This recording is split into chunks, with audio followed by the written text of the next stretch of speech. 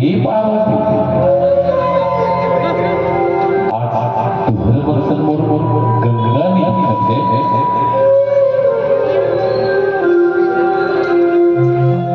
जा झन बताओ नेहा मोर गंगा अपन तुम्हारे गांव में जाके खोज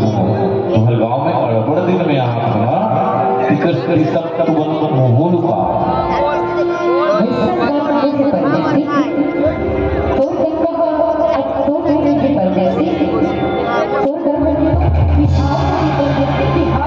नहीं राजा गंगा गंगा भी हम तो बहुत ही करे वो मुझसे वादा करे अपनी बारा में तो जन्म जन्म में संगी नहीं की जा रही है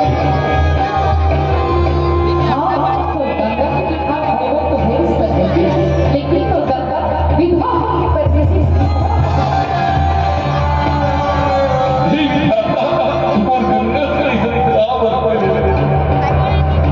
जो दे रही मोला दे रही मोला दे रही मोला दे रही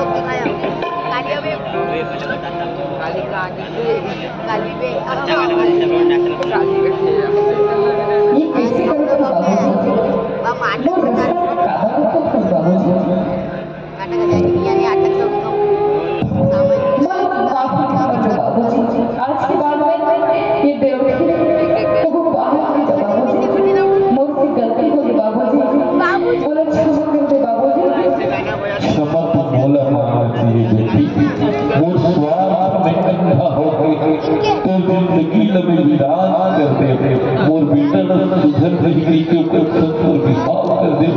लेकिन वो नहीं सुधरी ये तो रास्ता इधर से तेरे की बेटी तुलाना मरिया में तो परदेसी बाबा की संख्या तो मोर रोहित बेटा के सुल्तान तो कसरत में का बोलने आने से की रोटी मोरसिला में भेजी हो तो आवत हो विकाका हो बाबूजी ऐसे नहीं से बाबूजी यही मोर प्रायश्चित बेटी यही मोर प्रायश्चित कि वक्त दिन मोर बहुत हो गई लेकिन जब नहीं हुआ मोर बेटी है और मोर बेटी के भविष्य बनाना मोर घर पकड़े यही मोर प्रायश्चित और तुम्हारे घर को वाला मत संभालो दे तीरथ बरस जा दोनों दिन आज हो ना तब बेटा पूरा जिंदगी का बराबर होना सच में रात को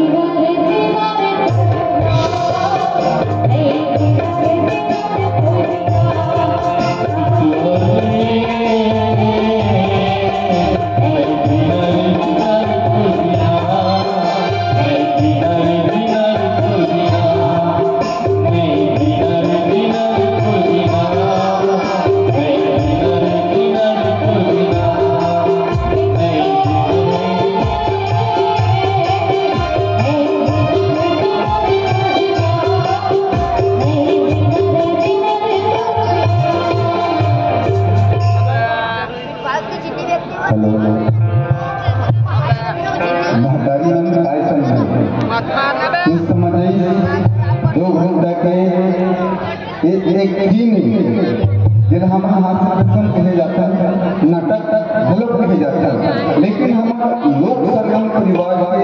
एक टीम ताकि हमारे जो सम्मानित बुद्धिजीवा मधुरिया मन हवे हमार नारी शक्ति है महतारी है हमार महतारी मन ये समझे हम 9 महीने में अपन बेटी ला कोट रखन और कोट रखे के बाद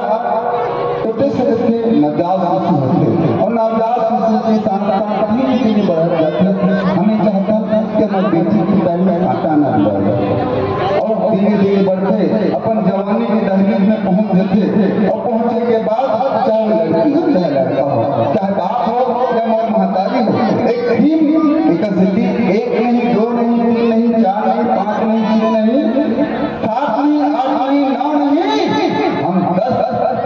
एक विषय एक खबर आप लोग पहुंचे प्रयास करें एक टीम के माध्यम से देखिए आप लड़की जब अपन जवानी के दहलीज में पहुंचते और मैं आगे कहीं हूँ अपना एक संदेश देना चाहता हूँ जब लड़की अपन जवानी के दहलीज में पहुंचने के बाद हर लड़के की तमन्ना होती है चाहे वो लड़का हो चाहे लड़की हो हर लड़का की तमन्ना होती है बहुत आगों से माया करो बहुत आगों से मोहब्बत करो बहुत आगों से इश्क करो बहुत आगों से प्यार करो बहुत आगों से मोहब्बत करो इस बात उनकी बात तमन्ना होते कसक होते पूरी कसरला आज देखो वो परदेसी बाबू ये पवित्र नारी है गंगा जिला में गंगा जमुना सरस्वती इलाहाबाद में एक संगम है जिला इलाहाबाद की जाते प्रयागराज की जाते वही प्रयागराज में गंगा जमुना सरस्वती के संगम आवे वही संगम के साथ साथ एक नारी के रूपांतर हम आप एक संदेश भेजे के प्रयास करें हो सकते महतारी हो आप मध्य प्रदेश को यूपी खबो बोली और महाकाल समझ आ रही हो बहुत खुशी की बात है ना लेकिन एक टीम के माध्यम से हम यही संदेश दें एक नारी एक पवित्र नारी के साथ ये एक मैसेज से भी एक खबर दे परदेसी बाबू परदेसी बाबू ला वो गंगा बहुत माया करी बहुत मोहब्बत करी बहुत प्यार करत रही से दिलो जान से प्यार करत रही लेकिन उकर जो बाप देखिए उकर बाप जिधर 10 गांव के मालिक और गौटिया के यहाँ छोटे से वो नौकर जैसे काम करत रही लेकिन वो उकर बाप लाला बुरी बलाएं कहे जाते हैं। कबीरदास बहुत ही सुंदर से दोहा लिखे, बिना भी चारे सो करे से पाछे मन पछताए, काम बिगाड़े आपन को जग में होठ फंसाए, जग में होठ फंसाए। बाप के चक्कर में बेटी का कहाँ का बेटा के साथ रोहित के साथ शादी करी, लेकिन ये नहीं सोची कि रोहित का कौन सा लड़का है, वो दारू पीते या गांजा पीते या शराबी है या जुआ खेलते हैं। ये नहीं सोची सकर बाप गंगा के बाप ये नहीं सोची कि मोर बेटी के भविष्य में मैं बिगाड़ा था, लालच में आगे मोर बेटी अच्छा से सुख और शांति समृद्धि की ओर अग्रसर हो रही थी, लेकिन ओकर बाप लालच में यही और रोहित के साथ शादी कर दी। जहाँ परदेसी बाबू कुल माया करती, गंगा फलोक माया करती, और दोनों शादी करने के बाद देखो नशा, हाँ एक ऐसा नशा है, हमारा गांजा पीता दारू पीता और दारू पीने के बाद लग फलक देता और नशा के जार जाता है। हमारा रावण संवादी अगर हम रावण का राजनाथ सरकार पर रामचंद्र जी एक ही बार माने, हम एक संदेश देता रावण हर साल लेकर कि हम आत्मा में जो रावण है, हमारे शरीर में जो रावण भरे, जो पापी पेट हवे, जो आत्मा में जो रावण हवे, हम मां देखा संगी हो उसको सामने मारा रावण। एक प्रलोभन में गंगा के